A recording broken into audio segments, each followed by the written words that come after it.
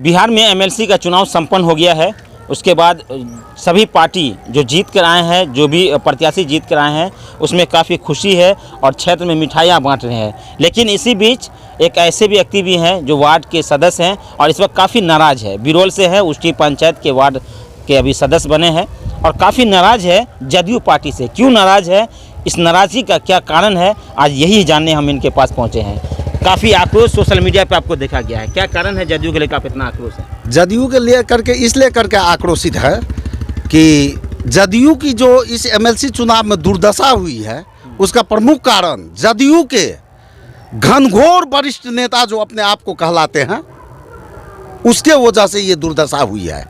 और उसका जिम्मेदार वही व्यक्ति है जो अपने आप को कभी निकाय चुनाव जीतने का सामर्थ्य नहीं रखता है, जो वार्ड में नेता जीत नहीं सकता है, वह जदयू का घनघोर वरिष्ठ नेता बने हुए हैं और उसी के वजह से जदयू की दुर्दशा हुई है। इसी के कारण हमें तकलीफ है इस बात का।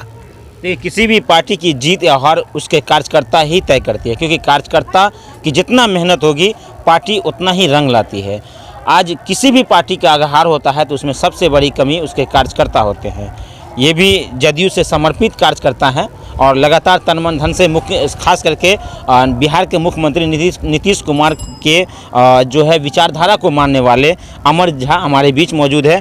क्या कहेंगे अमर जी, आप इतने नाराज़ क्यों हैं? नाराज़गी करके हम कर क्या सकते हैं, क्योंकि हमारे आदरणीय मुख्यमंत्री, मैंने देखा है सोशल मीडिया पर काफ़ी नाराज़गी की हाँ, आदरणीय मुख्यमंत्री जी कहे थे कि तावा में ज़्यादा देर तक अगर रोटी को छोड़िएगा तो वह जल जाता है। लेकिन हमारे मुख्यमंत्री महोदय जी इस बात को स्वयं ने साकार कर रहे हैं कि जो नेता वर्षों वर्ष से मंत्री पद पर में बने हुए हैं और अपने आप को बहुत बड़े नेता कहलाते हैं, घनघोर वरिष्ठ हैं, लेकिन वह एक एमएलसी चुनाव जिताने का सामर्थ्य नहीं रखते हैं। इसी बात का नाराजगी है मुझे। ऐसे नेता का बहिष्कार करते हैं? बिल्कुल, ऐसे नेता को आदरणीय मुख्यमंत्री जी से हाथ जोड़ करके विनम्रतापूर्वक कहना चाहता हूं कि अगर वो जनता को संदेश देना चाह रहे हैं कि रोटी को ज़्यादा देर तक तावा में मत छोड़िए, इधर उधर उल्टाते पुल्टाते रहिए, तो हम आपके माध्यम से उन्हें विनम्रतापूर्वक कहना चाहता हूं कि ऐसे नेता को उखाड़ फेंकना है कैबिनेट से। जो निकाय वार्ड में नहीं जीत सकता है वो नेता सब, और वो वरिष्ठ नेता जदयू का बने हुए हैं, ऐसे घनघोर नेता को साइड करें और नए नए कार्यकर्ता को, नए नए नेता को जन्म दें और नेता बनावें। चुनाव में हार जीत कार्यकर्ता का ही होता है। हार जीत कार्यकर्ता का होता है, नेता का क्या गया? वो जीत गया तो ठीक है, नहीं जीता फिर भी ठीक है, नेता तो है ऑलरेडी। अगली बार किसी और पार्टी टिकट और किसी इस आज जदयू में नहीं टिकट मिला, भाजपा में मिल जाएगा, भाजपा में नहीं मिला वीआईपी में कूद जाएगा, वीआईपी में नहीं मिला आरजेडी में कूद जाएगा।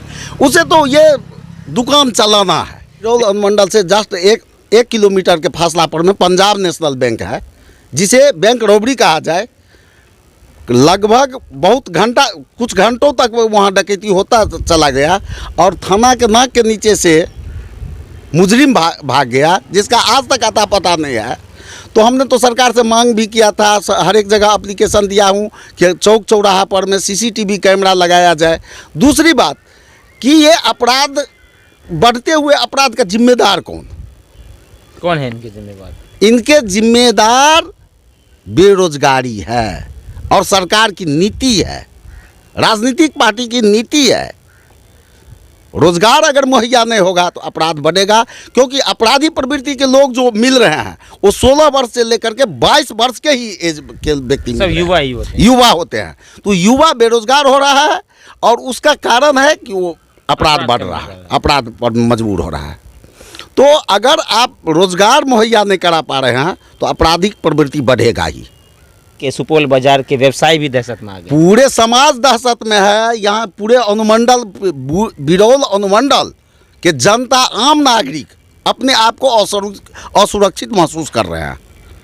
मैं यही निवेदन करूंगा कि हर एक जगह अपराधी प्रवृत्ति के लोगों के पर में नज़र रखने के लिए, शराब माफिया पर में नज़र रखने के लिए, जब तक हर एक चौक चौराहा। आमिर जी, अभी आपने कहा कि शराब माफिया पर नजर, सरकार पुलिस को शराब माफियाओं को पकड़ने के लिए ड्यूटी लगा दिया है, फिर अपराधी को कौन पकड़ेगा? नहीं, दोनों है अपराधी। शराब माफिया ही अपराध का भी अंजाम दे रहा है और वही लोगों को भटका रहा है।